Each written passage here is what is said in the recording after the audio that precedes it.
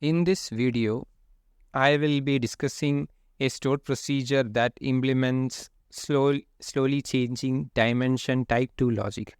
This is a generic stored procedure designed to dynamically generate the logic needed for SCD type 2. Moving to the agenda, these are the things that will be discussed.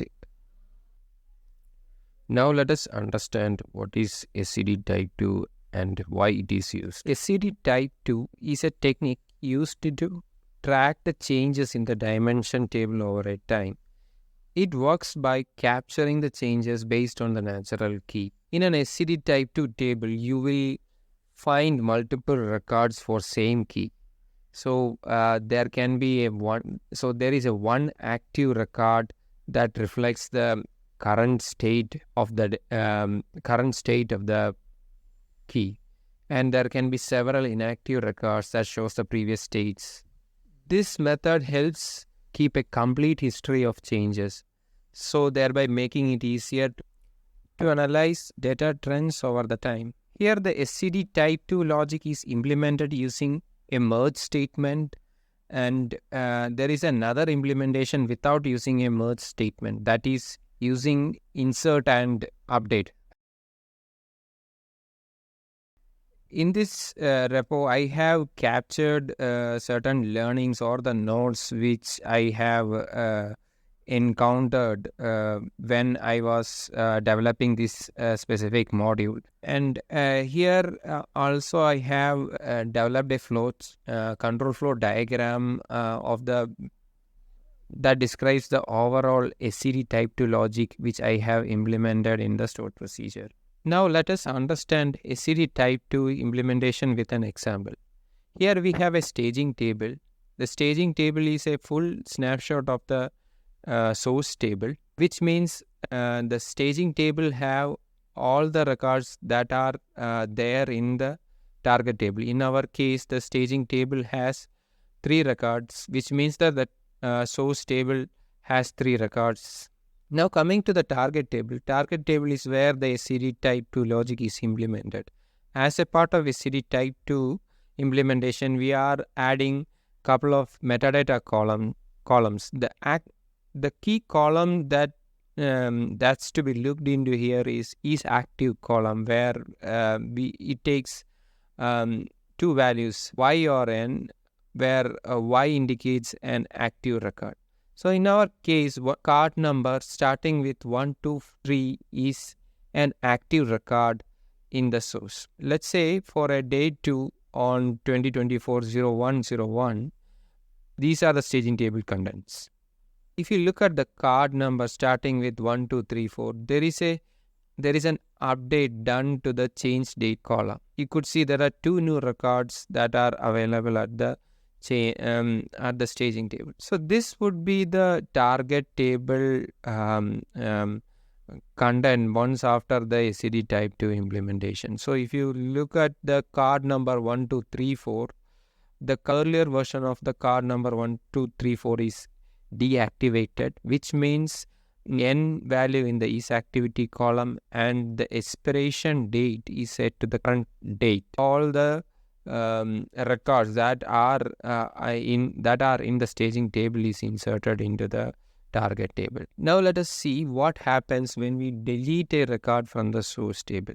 Here the card number starting with 1, 2, 3, 4 is deleted from the source. So the staging table does not have the record 1, 2. Now here we have 2 records that is available in the source. Now let us see the changes that is done at the target table. In the target table, the record that is deleted, which is the card number starting with 1, 2, 3, 4, is flagged as an inactive record. And one more thing is, if you observe the card number starting with 9876, there is a change in the cardholder name. So the record that is there in the staging table is inserted into the target table, where the older version of the record is deactivated. In this scenario, at any point of time, the number of records that is there in the staging table is always equal to the number of active records in the target table. Before we look into the actual implementation, let us understand the terminologies used here. Starting with the stage table is an exact copy of the source table. So the number of records in the source is always equal to the number of records in the staging table. Target tables are the table where the actual SCD type 2 implementation is done. Now coming to the columns, so we have primary key columns, and then we have columns that are added as a part of data ingestion. So here you see, right, there is row extract DTTM, and these are the columns that are added as a part of SCD type 2 implementation. Then there are actual data columns which are not primary. For the card master table, which I have shown here, the non-primary data columns are the columns like expiry date, card holder name. These are the non-primary data columns. Now let us understand the SCD type 2 implementation without using merge statement. Before we examine the actual implementation, let us understand the how the stored procedure is invoked and the parameters that are used in the stored procedure. So if you observe here, right, there are parameters that are related to staging table. Then you have parameters related to target table, and then you have the primary keys. So a primary key is separated by comma. Other than these parameters, there are default parameters that are passed in the stored procedure. So these parameters are associated with the SCD type 2, and these are metadata columns. Now coming to the implementation. So first we are kind of creating a fully qualified table name, where a fully qualified table name here is a concatenation of a schema plus the table name. And we built the null check condition, which is used in the left join. So this is used in case of identifying the deletes at the source. Next, the primary key is splitted based on the delimiter, and the primary key is saved into something called as table variable. So the table variable is in SQL Server is a short-lived table. Then all the non-primary data columns are captured in another table variable. So these table variables are used for building the dynamic conditions. Here we are building the dynamic join condition using the primary key that is available in the table variable. So you could observe this pattern in couple of places in this stored procedure. This is similar to iteration in normal programming language. To be specific, in this case, we are having a variable called as a string called as join condition for each row in the primary column table. The condition of join, first the length of the join condition is checked. If it is 0, which means for the first time the length of this specific string is going to be 0. So in that case, a space is appended, and then we are adding the join condition. On the subsequent run, we are appending an end to the join condition. Then we are again adding the subsequent row that is there in the table variable. Similar to the, like I mentioned earlier, it is similar to a for loop or any looping concepts that is available in the other programming languages. Similar way, we are building dynamic condition to check whether there is a change in the data columns.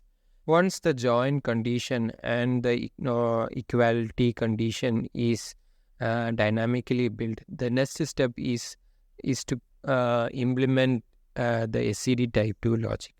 So for records that are modified at the source, So there will be a corresponding record that would be present in the target table. So this portion of the code identifies those records that are matching in the staging table. This is done by joining the staging table with the target table. So for all the records that are matching with the target table will be deactivated. This portion of the code is where the logic to handle the new records at the source table. The first step here is to filter out the active records from the target table. Then we are doing a left join, and those records that are not matching with the staging table will be inserted into the target table. Now coming to the case where when there is a record that is deleted from the source. So again a left join is done with this with the target and the source. All those records that are not there in the staging will be treated as deleted records. So ideally, again, that will be flagged as those records will be flagged as inactive record in the target table. So all these SQL are captured in a variable, and we are when you execute this SQL stored procedure, the corresponding dynamically generated statement will be printed. Exec SQL is a stored procedure that is provided by SQL Server to execute the dynamically constructed SQL queries. We are using this here to run our SCD type 2 logic. Moving to the SCD type 2 logic implemented using merge statement. The stored procedure is same as that of the one that we discussed earlier. The execution and the number of parameters are same. The only difference here is the dynamic SQL that is generated. Here we are using a combination of insert and the merge to handle to implement the SCD type 2 logic. Regarding the merge statement, there are two things to be noted here. One is regarding the handling of updated records at the source, and second one is regarding the deleted records at the source. Update is usually a two-step process where the first step is to identify the updated records in the target table, then deactivate it. And the second step is actually an insert of that record into the target table. But if you observe here, updates cannot be handled by a single merge statement. Since for one source row, you cannot do both insert and update. The suggested approach is to update the matching records in the target table to inactive using the merge statement, and then use this output clause to capture the actions associated with the target table. So basically $action is a system variable that captures the action. It's a varchar variable, captures three values, whether it is insert, update, or delete. Output clause return a row for every row in the target table that is updated or inserted. And we are using this output clause here to save the value of the source table. Then we are capturing the action information in the output clause. The outer insert, we are filtering out the records that are updated, and those records will be inserted into the target table. To summarize, this portion of the inner query returns source column and an action column associated with it. So let's say if your staging table has 10 records, all the 10 records will be returned along with a new column that captures the type of action that was done at the target table. So in our case of updated records in the source table, all the records that will be updated has to be inserted into the target tables, the logic that is done in here. So when the merge action is update, we are extracting those records and we are inserting it into the target table. Let's talk about how to handle deleted records at the source. For this, we use the when not matched by source condition in a merge statement. Here is a thing to keep in mind. Your staging table needs to be either a full snapshot of the source or only the records that are present in staging table should be extracted from the target table, and this target table should be used throughout your merge condition. So this can be done either by creating a CT or a temporary table. If you don't do this, you might end up deactivating all your records in the target table. Let us examine this problem with an example. Here you have the card table. Let's start with the target table. So if you see in this target table, you have 3 active records. So now assume your staging table is incrementally loaded, which means it extract only the changed records from the source table. Again, the staging table is a kill and fill. It's a kill and fill or a truncate and load based ingestion. So when reading from the source, it observed that there is a change only in this specific card number.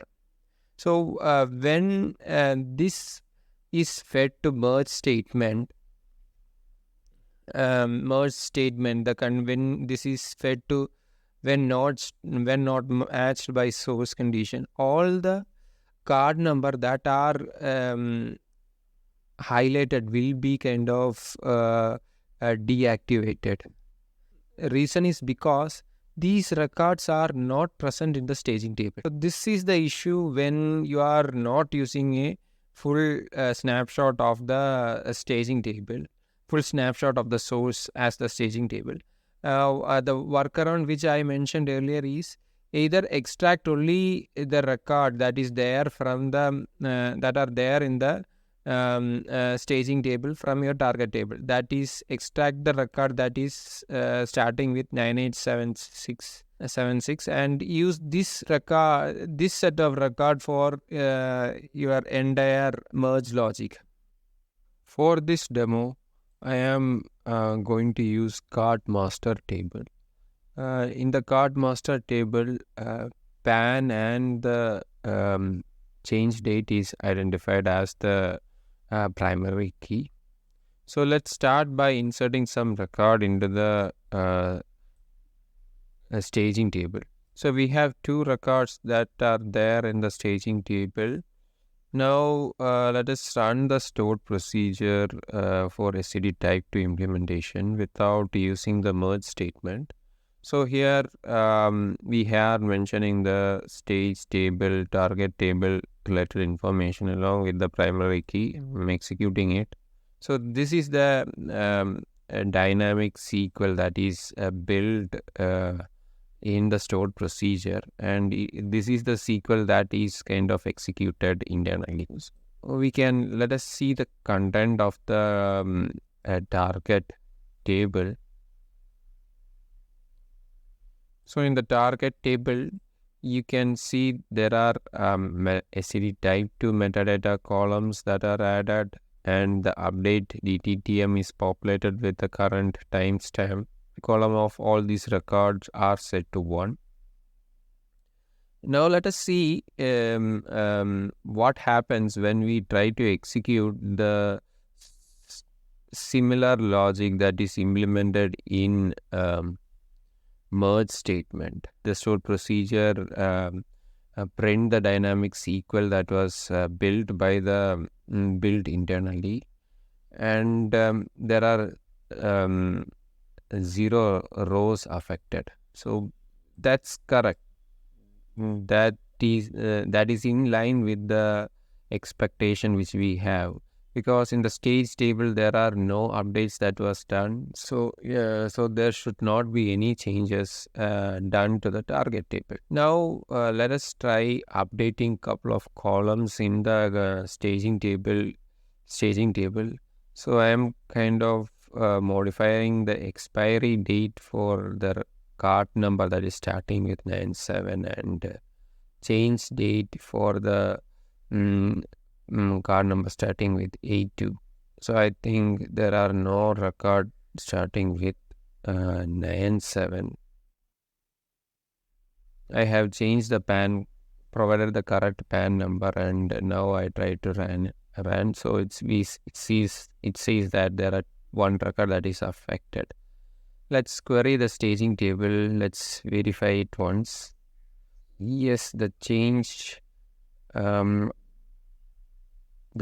date is 2028 for the card number starting with 82. Then for the card number starting with 87, the expiry date is set to 2031. Now let's run the stored procedure. Both the stored procedures should use the same output. So now let's start with the merge implementation. Let's run the merge implementation stored procedure. Let's query the target table once. So here all the old records should be deactivated and the new records should be inserted with the latest change date and the expiry date column. So you see that the expiry date is changed from 2026 to 2031. And here you can see that the change date is changed to 2028. Now we are inserting two new card number, and also we are deleting the record starting with E2. So let's see the content of the target table. In the target table, I believe we have 3 records. We have 3 records. Now let's see what happens when we run our stored procedure. Again, in the target table, we should have only 3 active records, because our staging table is kind of an exact copy of the source table. So you have only 3 active records, and all the card number that is starting with 2 is inserted. And what about the card number starting with 823? So the 823 is deactivated, and let's see when it was deactivated. So I'm kind of ordering the update date time column and descending order. So this was the kind of changes that was done in our last execution. So there are 2 new records.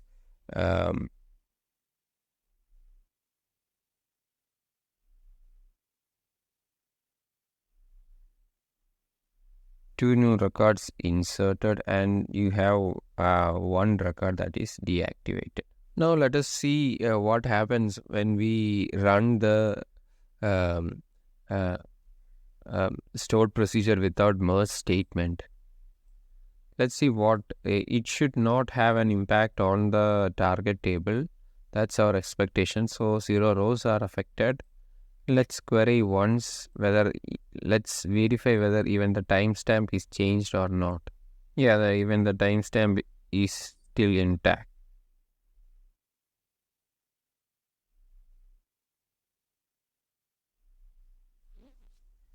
In this demo, I have showcased various scenarios and their output using the stored procedure. Feel free to test it out, and don't hesitate to leave a comment if you encounter any issue.